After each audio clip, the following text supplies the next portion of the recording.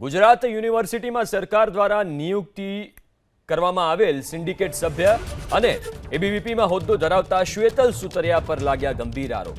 Shwetal સુતરિયાએ human resource development સેન્ટરના director પાસેથી 75 લાખ માંગ્યા હોવાના આરોપથી ખળભળાટ મચી ગયો છે। શ્વેતલ સુતરિયાએ એચઆરડીસીના ડાયરેક્ટર જગદીશ જોશીને પોતાની ઓફિસમાં બોલાવીને યુજીસીમાંથી આવતી ગ્રાન્ટમાંથી 75 લાખની રકમ આપવા માટે કહ્યું હતું અને જો પૈસા ન આપે તો તેમના ડિપાર્ટમેન્ટ વિરુદ્ધ વિસ્તૃત ફરિયાદ કરીને અહેવાલ માંગવામાં આવશે। આ અંગે ડાયરેક્ટરે ગુજરાત યુનિવર્સિટીમાં ફરિયાદ કરી છે તો આ તરફ શ્વેતલ સુતરિયા પર આરોપ લાગતા જ એનએસયુઆઈ પણ આક્રમક મૂડમાં આવ્યું। એનએસયુઆઈના કાર્યકરોએ ગુજરાત યુનિવર્સિટી ખાતે ભારે સૂત્રોચ્ચાર સાથે હોબાળો મચાવ્યો।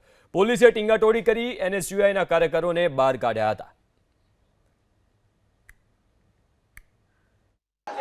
ગુજરાત યુનિવર્સિટી ખાતે એનએસયુઆઈનો વિરોધ જોવા મળી રહ્યો છે। જે રીતે જોઈ શકાય છે અત્યારે નકલી નોટો ઉડાડીને વિરોધ કરવામાં આવી રહ્યો છે। ખાસ કરીને જે એબીવીપીના જે કાર્યકર્તા છે તેમના ક્યાંક ને ક્યાંક જે કાંડ છે તેને લઈને વિરોધ છે।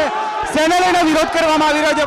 આ ભારતીય જનતા પાર્ટીના શાસનમાં ભ્રષ્ટાચારની ગંગોત્રી ખુલ્લેઆમ વહી રહી છે। એવી જ ગંગોત્રી ગુજરાત યુનિવર્સિટીમાં ભારતીય જનતા પાર્ટી દ્વારા નોમિનેટ એક ઈસી મેમ્બર શ્વેતલ સુતરિયા દ્વારા 75 લાખ રૂપિયાની પ્લાન એ યુનિવર્સિટીના સત્તાધીશો પાસે માંગવામાં આવી છે। આવું જ આ કામ અહીંયાથી યુનિવર્સિટીથી લઈને કમલમ સુધી ભ્રષ્ટાચારની ગંગોત્રી આ શ્વેતલ સુતરિયા વહાવી રહ્યા છે, તેનો વિરોધ છે અમને। કેટલા કાર્યકર્તાઓ ભેગા થયા છે અત્યારે? આજે એનએસયુઆઈના જોઈ શકો છો કાર્યકર્તાઓમાં ખૂબ આક્રોશ છે। આ વિદ્યાર્થીઓના પૈસા છે, વિદ્યાર્થીઓના હિતમાં વપરાવા જોઈએ એવી અમારી માંગ છે। સાથે જો વાત કરવામાં આવે તો વીસી અત્યારે હાજર નથી, કયા પ્રકારનો વિરોધ છે?